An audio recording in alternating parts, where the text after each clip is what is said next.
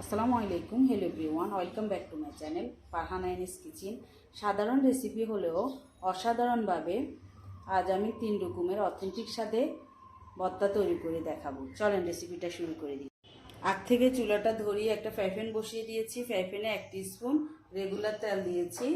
চুলাটা একবারে লো হিটে দিয়ে 4-5টা শুকনো মরিচ দিয়ে দিচ্ছি। 4-5 মিনিট তেলে নিব শুকনো মরিচগুলো। এক সাইডে 8-10টা কাঁচামরিচ নিয়েছি, দিয়ে দিচ্ছি।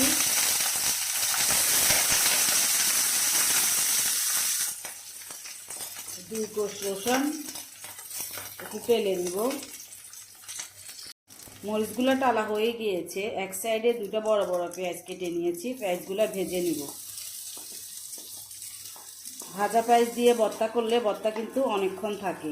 কাঁচা পেঁয়াজ দিয়ে ভর্তা করলে গরমকালে তো 30 মিনিট পর্যন্ত থাকবে, এরপর নষ্ট হয়ে যাবে। আরও একটু তেল লাগবে পেঁয়াজগুলো ভাজার জন্য। 1 টিস্পুনের মতো দিয়ে দিচ্ছি। মরিচগুলো ভাজা হয়ে গিয়েছে, উঠিয়ে নিচ্ছি। পেঁয়াজগুলো আরও 3 মিনিটের মতো ভেজে নিতে হবে।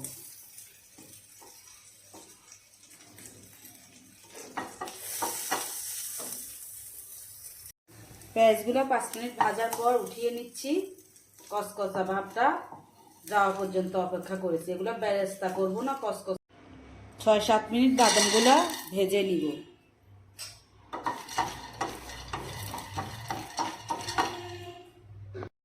বাদামগুলো ভাজা হয়ে গিয়েছে, চুলাটা বন্ধ করে এখন ভর্তা করতে চলে যাব। আলুগুলাকে সিদ্ধ করে নিয়েছি। সিদ্ধ করাটা আপনাদেরকে দেখাই না, কারণ ভিডিওটা বড় হয়ে যাবে। এগুলো লাল পর চামড়াগুলো ছাড়িয়ে নিচ্ছি। বাদামগুলো টালার পর ঠান্ডা হয়েছে। এখন চামড়াগুলো আস্তে হাত দিয়ে ফেলে দিব, একটু ডলিয়ে। এখানে 2 টেবিল স্পুন ভাজা পেঁয়াজ, 4টা শুকনো মরিচ, 3টা কাঁচামরিচ নিয়েছি, একসাথে মেখে নিব।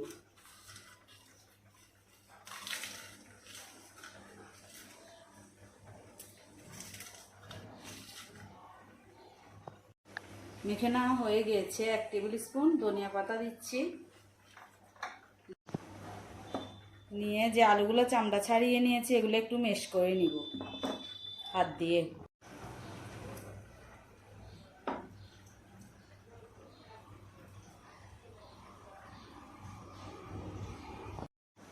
মেশ করা হয়ে গিয়েছে। এখন আস্তে আস্তে পেঁয়াজ মরিচের সাথে মেখে নিব। মেখে 2 টিস্পুন সরিষার তেল দিয়ে দিব। তেল না দিলে ভর্তা কিন্তু, সরিষার তেলটা না দিলে যে কোনো ভর্তা খেতে কিন্তু ভালো লাগে না। ঝালটা আপনারা আপনাদের পছন্দ অনুযায়ী দিবেন। মরিচ একটু বেশি খেলে আর একটু বেশি দিবেন, কম খেলে আর একটু কম দিবেন। দোনোটা লাল মরিচ কাঁচা মরিচ দোনোটা একসাথে মিক্স করে ভর্তা যদি করেন, খেতে কিন্তু অনেক ভালো লাগে।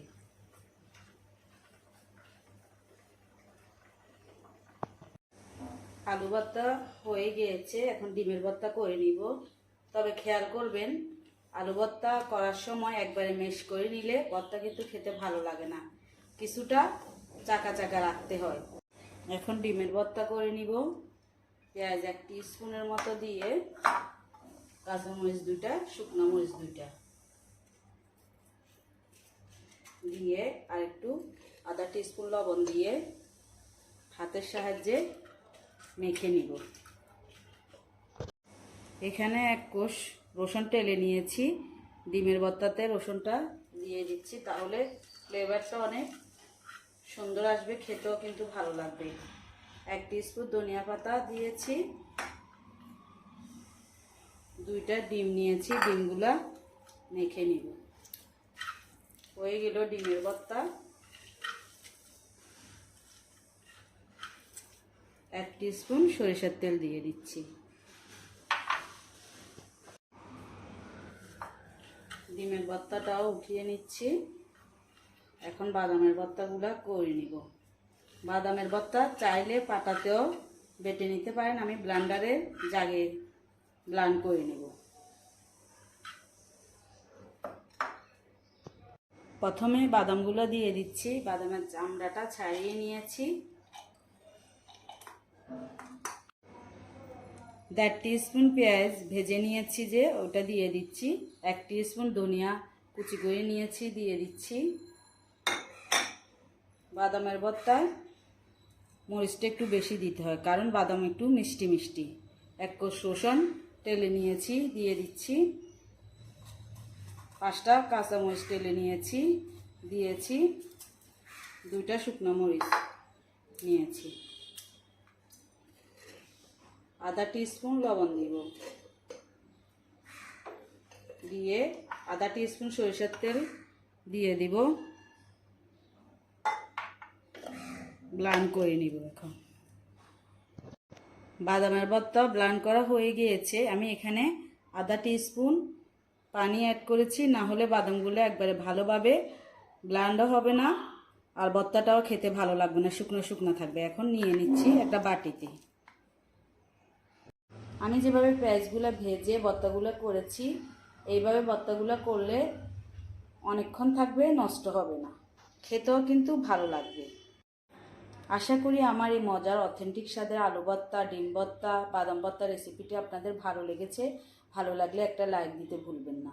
আপনি যদি আমার ইউটিউব চ্যানেল থেকে ভিডিওটা দেখে থাকেন, চাইলে চ্যানেলটা সাবস্ক্রাইব করে রাখতে পারেন। আর ফেসবুক পেজ থেকে ভিডিওটা দেখে থাকলে পেজটা ফলো দিয়ে রাখতে পারেন। আবারও দেখা হবে নতুন কোনো রেসিপি নিয়ে। আল্লাহ হাফেজ।